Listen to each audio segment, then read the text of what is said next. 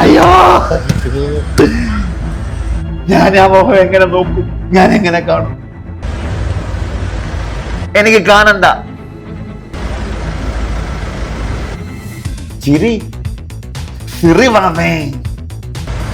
ഒരുപാട് ഡ്രൈവർമാരുടെയും ഒരുപാട് വാഹന പ്രേമികളുടെയൊക്കെ പ്രാക്ക് ഏറ്റുവാങ്ങിയ മുതലല്ലേ.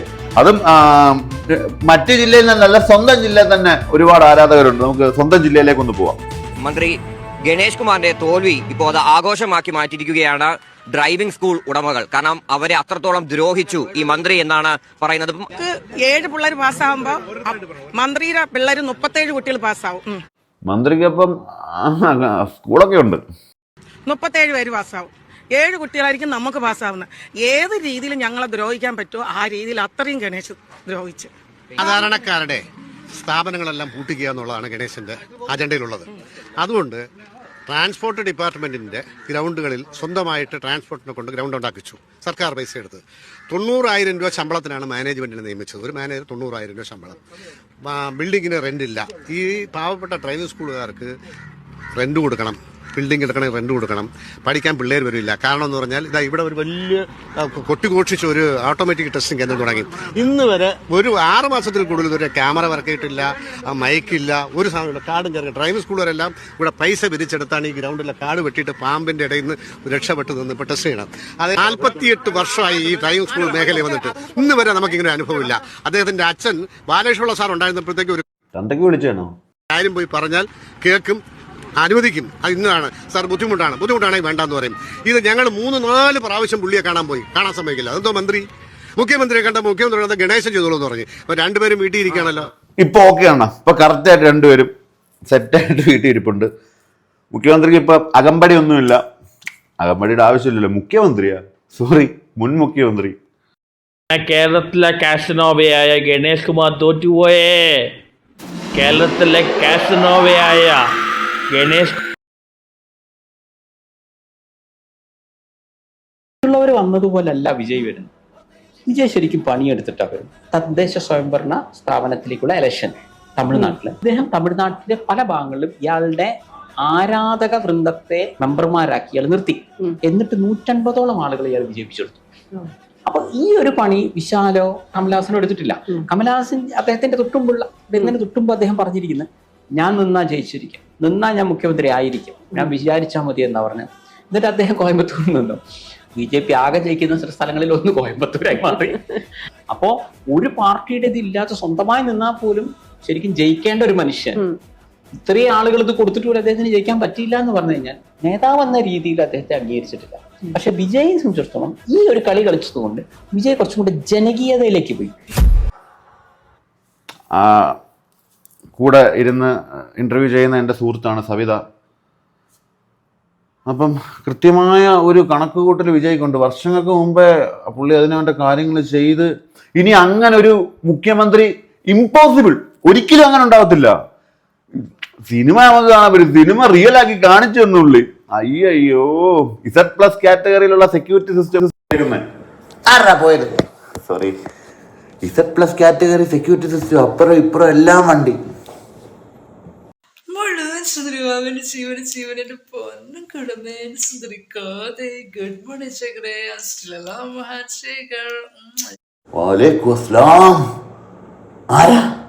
എന്താ ജീവനാണിത്. എടുപ്പിട്ടോ എടുപ്പോയിട്ട് അടുത്ത അപ്ഡേറ്റ് കുടുംബക്കാണ് ജീവനാണിത്.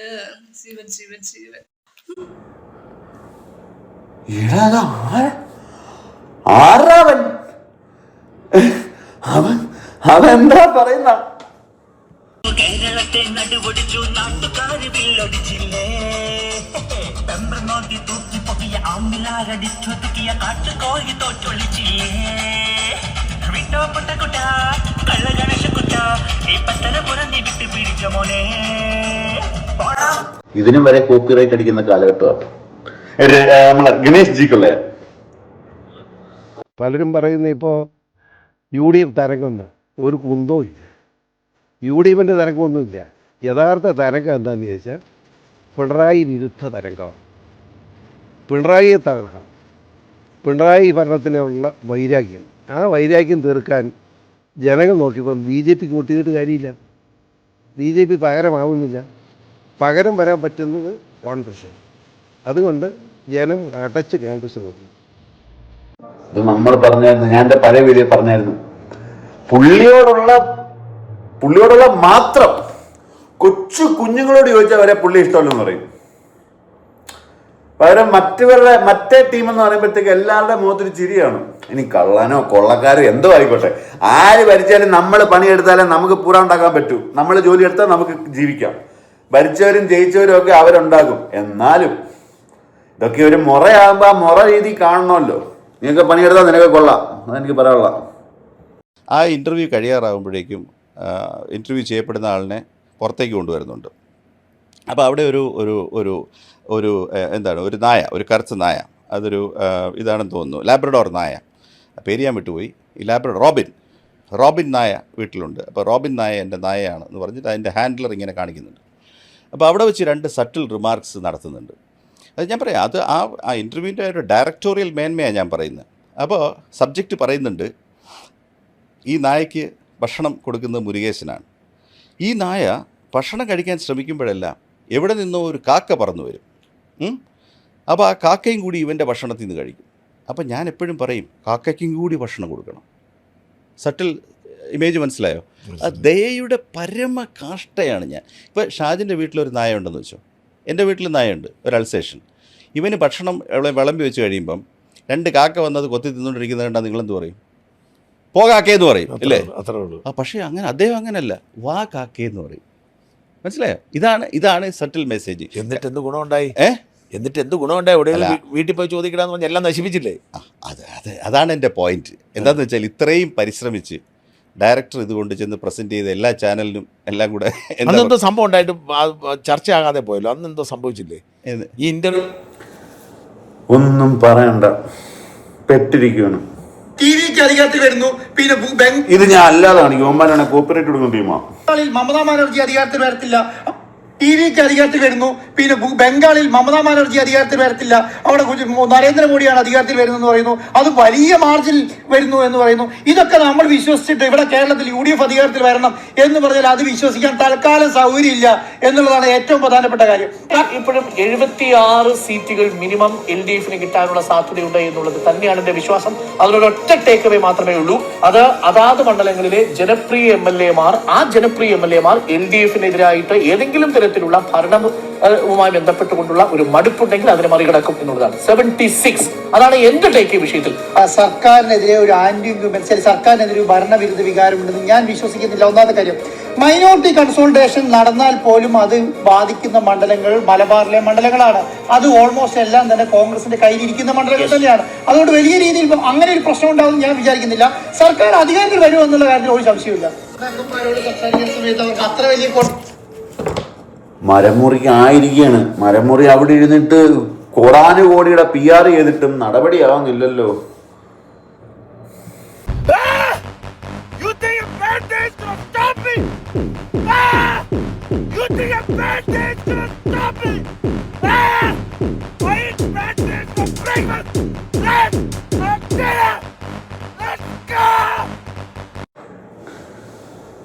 ഏഴെട്ട് ദിവസം വിടാതെ പിടിച്ചു നിന്ന് വിട്ടതാന്ന് തോന്നുന്നു. എന്തായാലും അവന് പോയി. അടിക്കുമ്പോ തെറിക്കുന്ന ദൂരം പറയോ? സമയത്ത് ഫുഡ് കഴിച്ച് വൈകുന്നേരം ഫുഡ് കഴിച്ചപ്പോൾ സന്തോഷമാക്കി പൊന്നിട്ട് മുഴുവൻ പൊന്നെ തരാമല്ലോ. നല്ല വച്ചിരിക്കാൻ ജീവനാണിട്ട് എൻ്റെ കുട്ടിയായിട്ട് സുന്ദരിപ്പേനായിട്ട് നല്ല വാവായിട്ട് മമ്മൂതിൻ്റെ പൊന്നുമുളക്കി പൊന്നിട്ട് ഏട്ടും പോയിട്ട് എടുത്തപ്പറ്റിയിൽ പൊന്നുമുളക്കാണ് അച്ഛനെ ജീവനാണിട്ട് ജീവൻ. ആനയുടെ 5ാം കാലം ഇവന് കൊടുക്കണം. ഇവൻ അതെടുത്ത് വെച്ച് ഓടക്കുഴൽ വായിക്കും. സോറി അണ്ണാ, പിള്ളേര് അറിവില്ലായ്മ കൊണ്ട്.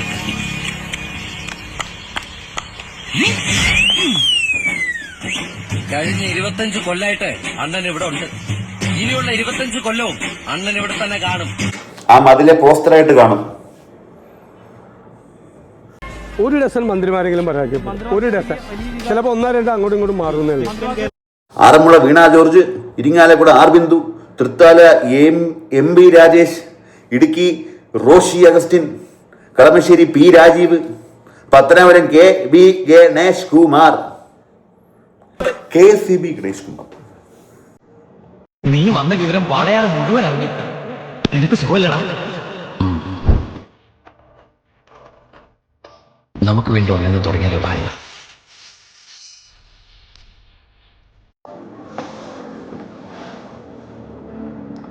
ഇത് ഏത് ശിവനാടാ? തമ്പുരാൻ അറിയാം. നമ്മളെ പയ്യൻ അവൻ ശിവപ്രേമിയാണ്.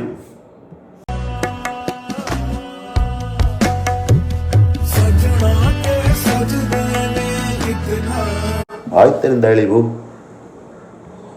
നിന്റെ വീട്ടിൽ നിന്നെ കാണാൻ ഞാൻ വന്നതറിഞ്ഞോടി പൊന്നേ, നീ അറിഞ്ഞോടി അറിഞ്ഞോടി കണ്ണേ, നീ അറിഞ്ഞോടി. നിന്റെ വീട്ടിൽ നിന്നെ കാണാൻ ഞാൻ വന്നതറിഞ്ഞോടി പൊന്നേ, നീ അറിഞ്ഞോടി അറിഞ്ഞോടി കണ്ണേ, നീ.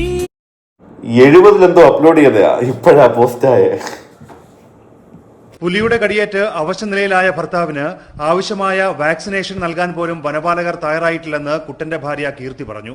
അത് പുലിയെ ശ്വാസം മുട്ടിച്ച് കൊന്നു. ഏത് രീതിയിലാണ് കൊന്നിരിക്കുന്നത്? നാട്ടുകാർ ഇത്ര അതിന്റെ മണ്ടേ ചാടി കയറിയിരുന്ന് കൊന്നിട്ട് അത് അപ്പോഴും ചത്തിട്ടില്ല. ഇതിനെ എടുത്തുകൊണ്ട് പോയതിനു ശേഷമാണ് കൊടുക്കുന്നത്. പുള്ളി പിടിക്കുമ്പോഴൊന്നും ചത്തിട്ടില്ല. ആര് കൊന്നേന്ന് ആർക്കറിയാം? ഫോറസ്റ്റുകാരാണെന്ന് അവർക്കറിയാവോ?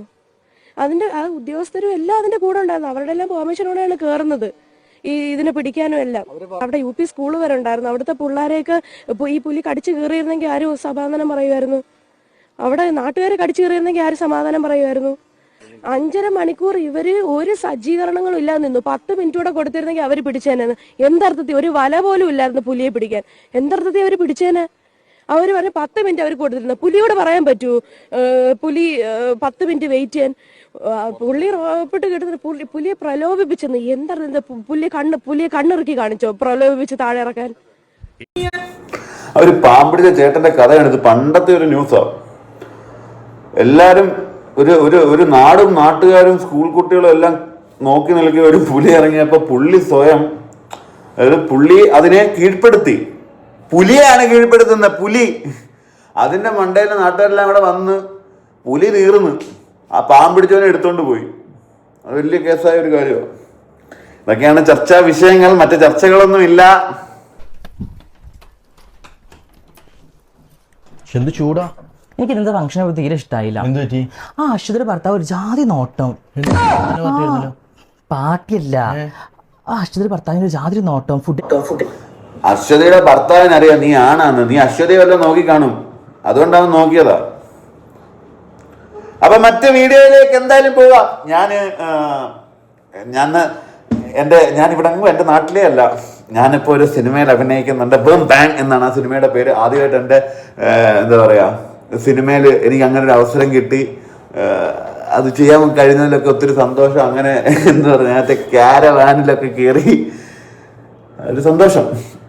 അപ്പം എന്നാൽ പോലും ഞാനിന്ന് എനിക്ക് ഒത്തിരി നേരത്തെ വർക്ക് ഷൂട്ട് ഉണ്ടായിരുന്നു. അത് കഴിഞ്ഞ് വന്ന് കിടക്കുന്നതിന് മുമ്പായിട്ട് നിങ്ങൾക്ക് വേണ്ടിയിട്ട്, എനിക്ക് വേണ്ടിയിട്ടല്ല, പൈസ തരല്ലേ, എനിക്ക് വേണ്ടിയിട്ടല്ല, നിങ്ങൾക്ക് വേണ്ടിയിട്ട് ഞാൻ വീഡിയോ അപ്ലോഡ് ചെയ്തിരിക്കുകയാണ്, നിങ്ങളെ എന്റർടൈൻ ചെയ്യിക്കാനായിട്ട്. അപ്പൊ കേരളത്തിന്റെ കുറ്റം നാളെ കാണാം. നാളെ അല്ല, 2-3 ദിവസം കഴിയുമ്പോൾ കാണാം.